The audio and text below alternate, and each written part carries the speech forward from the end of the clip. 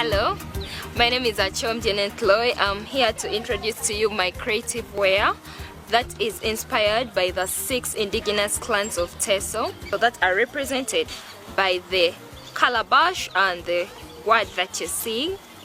This is the biggest clan in Teso, and this is the Ikaribwok clan. Second biggest clan in Teso, and it is the Irarak clan. And then this is the third largest, which is the Iteso clan, and this is the fourth largest, which is the Ikomolo clan. And then this is the Inomu clan, and then this is the Igoria clan.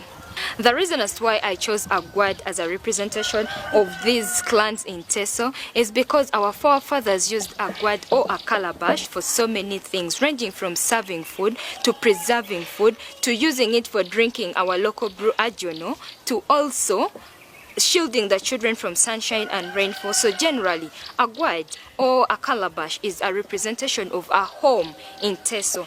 The first one is the Ikaribwok or Ikaribwok.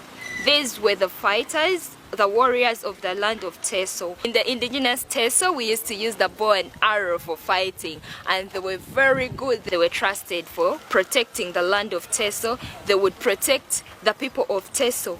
Wherever there was time to grab land or enlarge the territory, the Ikaribwok would always be invited. The second clan, the second indigenous clan of Teso, were the Irarak.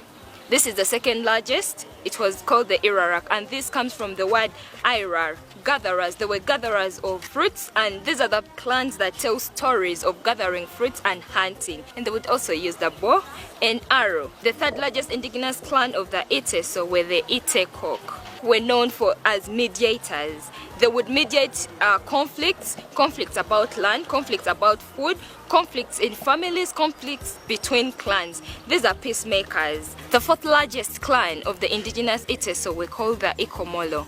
The Ikomolo are a result of intermarriages between the people of Teso and the Luo people. The fifth indigenous clan of the Iteso were called the Inomu.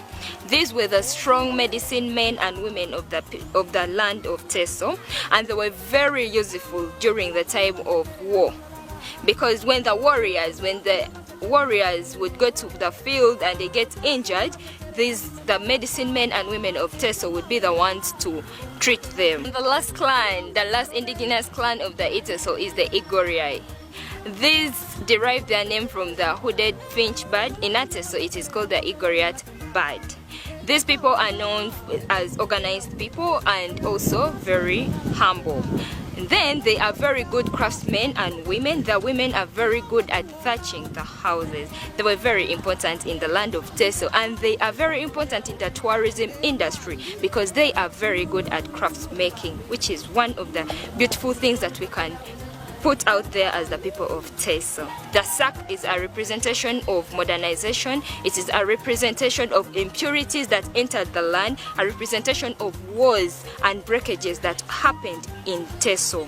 And when that happened, you see that there are small cutaways from the guards that we had, and these are the small clans that have sprung up. For instance, I am from the Imagoro Ateko clan.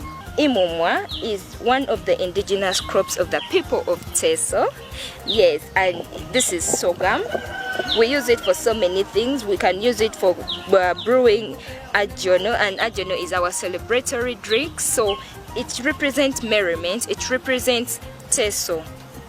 And then you can see that I have the fingerprints of a young generation and the fingerprints of an older generation. Now the representation of this is, this older generation is pulling the young generation back to our roots by teaching this young generation the traditions, the customs, the norms of the people of Teso, so that the young generation can grow up appreciating who we are, knowing that being people from Teso is a benefit and it's a blessing. And then my emuria is a representation of Teso. Our forefathers chose emuria as a representation of Teso because it's a tough kind of vegetation.